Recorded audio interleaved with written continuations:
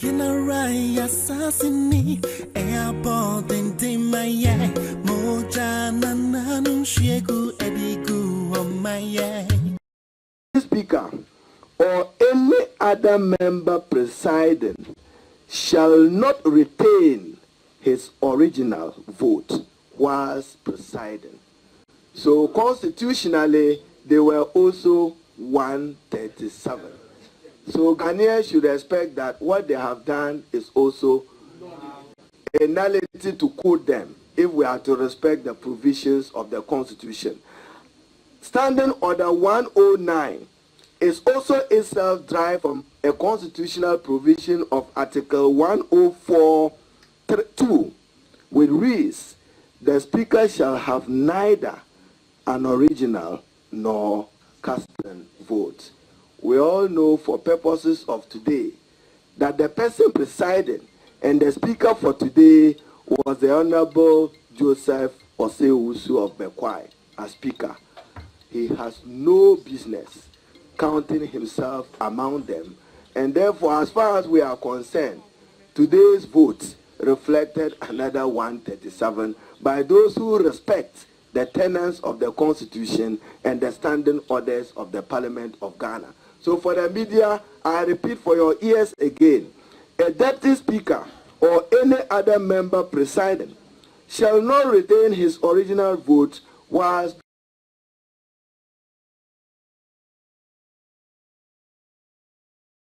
words of the Honorable Do Ajaho. They were 137. But I'll share with you some other quotes from other speakers, including the Honorable late Peter Alajete of blessed memory and Professor Mike Okwe. But distinguished ladies and gentlemen, the Ghanaian public must also know where was the minority as they went in to do their charade of some constitutional acrobatics to please their conveniences. Our explanation is that yes, they consulted us in a discussion this morning. And distinguished ladies and gentlemen of the press, is it not significant to note, and I'm quoting both the majority leader and the Minister of Finance, and I paraphrase them, approve this budget subject to the concessions granted by the Honorable Minister, unquote. Where are the concessions in the budget? Any of you who knows the concessions, share it with us. Therefore, what were you approving? If there were concessions, and that was our view, revise the budget to reflect those concessions. And we remain standing with that position. We said that if you are acknowledging and admitting that there were concessions, let it reflect in a text, not at committee level and not some engagement at committee level. Indeed, the vexed issue for which there was a stalemate, for which we could not discuss further, was the matter of e-levy. Our original position was that no to e-levy. They explained to us the difficulties and circumstances of the economy and the fact that they needed some additional revenue for purposes of consolidation, fiscal consolidation. We referred to them that the brilliant economists at ISA had suggested that review it downwards. Therefore, we said if you could go to 0.5 to 1%, we could accommodate you for the good of the Ghanaian people. They said it was their budget and they were not prepared to review the e-levy. So the Ghanaian people, we then decided that they must stand alone in it because we believe sincerely that it's punitive, as Professor Korte said, and it does not serve as a good tax instrument because it's regressive. We also asked them to adjust even the threshold of this 100 Ghana, maybe upward. They also said they were not ready to do that. So if you didn't see the minority cooperating, these were the very reasons we are unable to support them. So we're determined to support them to redeem the economy because we want to inherit a healthy economy under President Mahama in the very foreseeable future of 2025. Yeah. But the difficulty was that they said on those matters, Now let me come to the business of Parliament. When you lay a budget statement minus concessions and you approve it without knowing the concessions, what have you approved? What have you approved? So let's get serious. Those of you who are familiar with the work of Parliament, we have seen motions amended on the floor of Parliament. It was just for the Minister for Finance to amend those aspects of the budget statement, or for better choice of a word, revise it. For instance, on Acre Energy, we clearly drew their attention that your rendition does not reflect the resolution which were passed by Parliament. An unpleasant truth which he must accept today and accept tomorrow. He can't alter that. So if you don't change it in the budget statement, where else are you going to change it? Which committee are you going to change it? We said Ejapa. We will not support Ejapa today.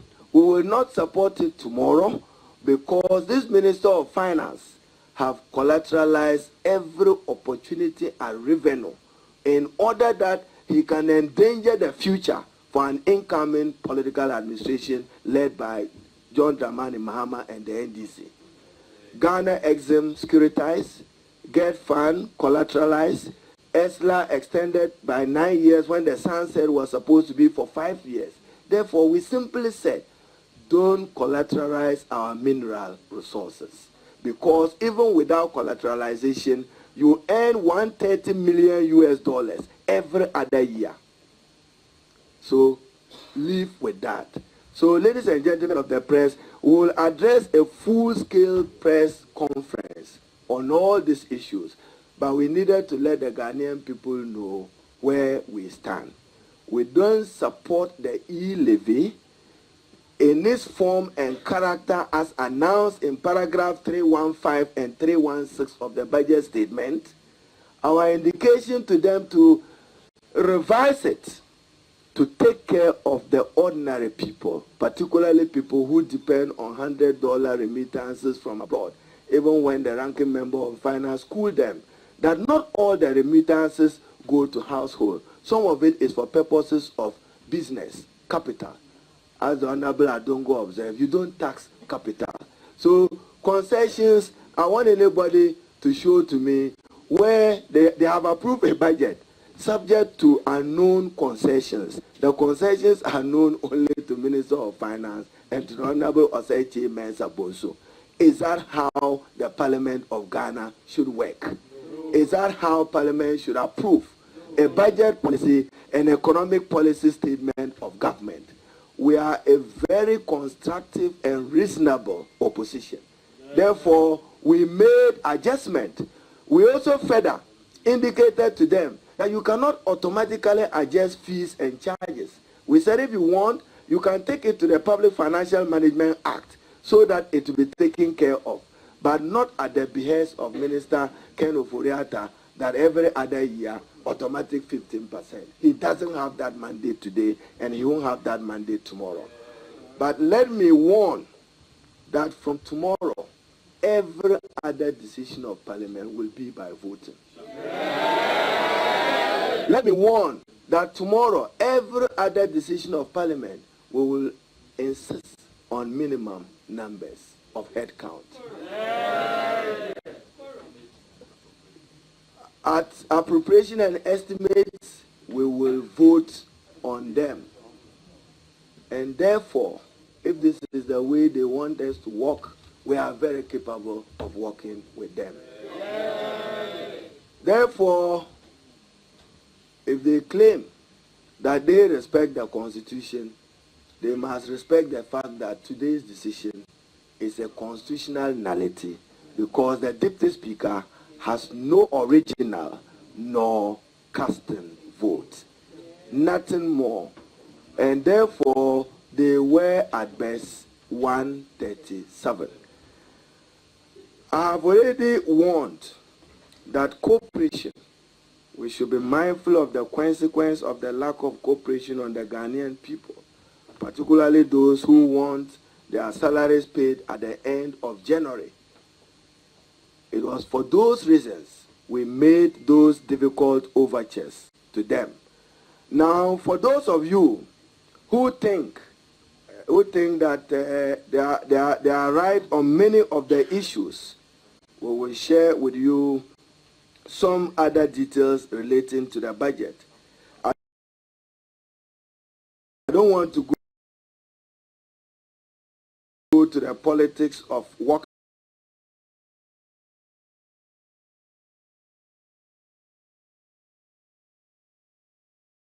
with the history of Ghana. I want to take you to Memory Lane, 3rd August 1956, and you know them by who they are. When the motion of destiny was moved in Parliament in December 1956 for independence in 1957, the minority led by Buzia walked out, just as you saw. The vote was taken, and the colonial government accepted the vote as 72-0, and it carried. It carried. So, practice, precedent, convention, let them be guided. The opposition protested to the British Parliament, but their protest was thrown out and dismissed. Per Eskime, a deputy speaker is not a speaker, and that is the reason why in the House of Commons, the deputy speaker is not addressed as a speaker. When he is presiding, he is referred to by his title. This position was affirmed by Speaker Ala Jete. So if they are happy quoting Speaker Do Ajaho, they should read. The Honorable Ahmed, let me conclude by the ruling of Professor Michael Quay, if you have it. But I'll be happy to take